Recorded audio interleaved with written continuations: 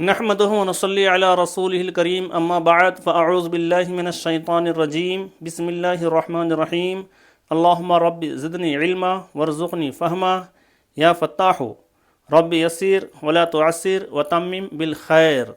ناظرین کرام، ضمیر اسلامک اسٹڈیز چینل میں آپ کا استقبال ہے۔ آئیے آج میں گرامر نمبر 12 الدرس الثانی عشر 12واں سبق 12th لیسن اور گرامر نمبر 12 آپ کے سامنے پیش کر رہا ہوں، جس میں بہت ہی امپورٹنٹ، بہت ہی اہم گرامر ہیں۔ آپ دھیان سے پڑھیں، انشاءاللہ آپ کو فائدہ پہنچے گا۔ فعل کے بارے میں اس سے پہلے بتایا جا چکا ہے، پھر بھی یہاں پر ذکر کیا گیا ہے دوبارہ۔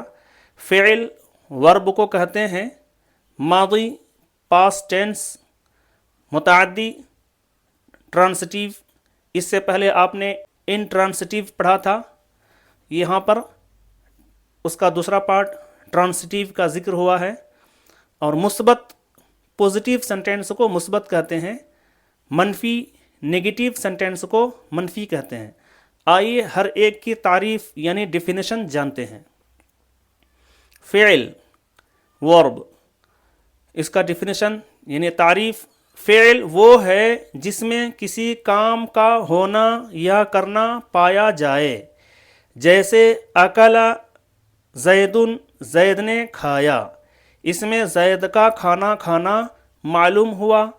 جیسے شربا زیدن، زید نے پیا، اس میں زید کا پینا معلوم ہوا۔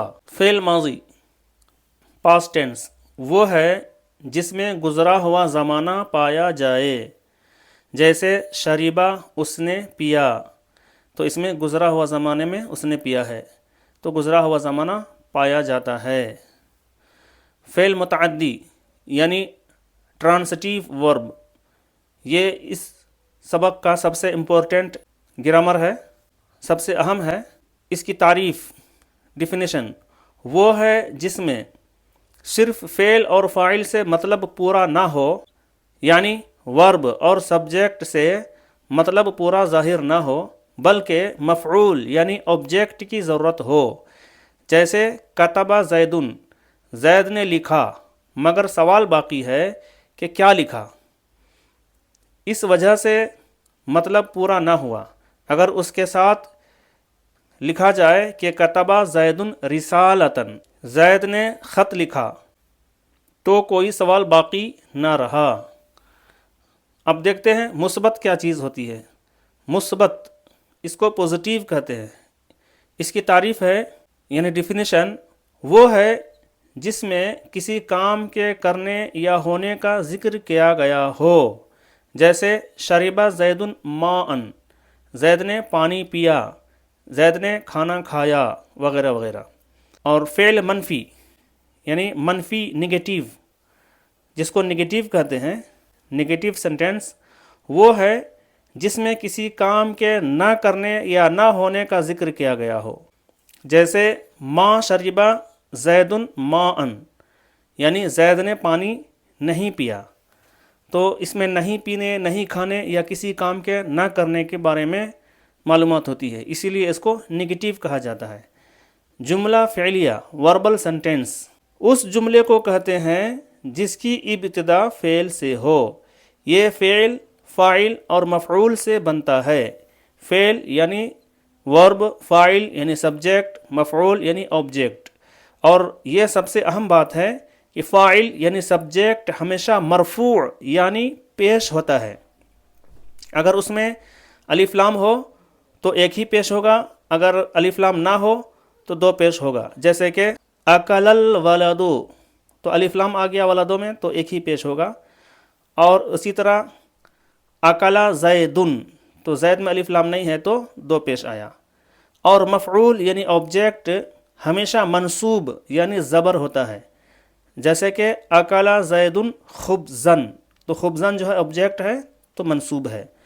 یہ یاد رکھیں کہ ٹرانسٹیو اور انٹرانسٹیو میں یہ فرق ہے۔ پہچاننے کا ایک طریقہ یہ بھی ہے کہ جو انٹرانسٹیو کا ترجمہ ہوگا اس میں نے نہیں آئے گا، جیسے کہ جاء زیدن، زید آیا، زید نے آیا نہیں بولتے ہیں، جلسہ زیدن زید بیٹھا، زید نے بیٹھا نہیں بولتے ہیں۔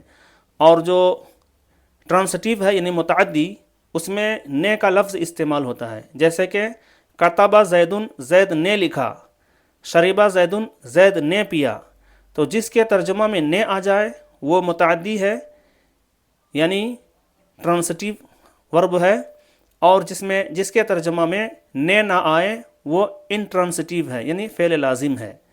ٹرانسٹیو اور انٹرانسٹیو یہ دونوں قرآن میں بھی استعمال ہوتے ہیں، اور ٹرانسٹیو کی مثال قرآن میں جیسے ضرب اللہ مثلا، اللہ نے کہاوت بیان کیا، تو وہاں پر نے کا استعمال ہوا ہے۔ اور اذا جاء نصر اللہ، جب اللہ کی مدد آئی تو وہاں پر نے کا استعمال نہیں ہوا ہے۔ تو جس ورب کے ترجمہ میں نے نہ آئے وہ انٹرانسٹیو ہے یعنی لازم ہے، فعل لازم ہے، اور جس میں نے آ جائے وہ ٹرانسٹیو ہے یعنی فعل متعدی ہے۔ مجھے امید ہے کہ آپ کو سب کچھ سمجھ میں آیا ہوگا۔ پھر بھی اگر آپ کے کچھ سوالات ہوں کامنٹ باکس میں رکھ سکتے ہیں۔ اگر آپ چینل میں نئے ہیں تو سبسکرائب کریں، لائک کریں، بیل آئیکن دبائیں، ثواب جاریہ کے لیے دوسروں کو شیئر بھی کیا کریں۔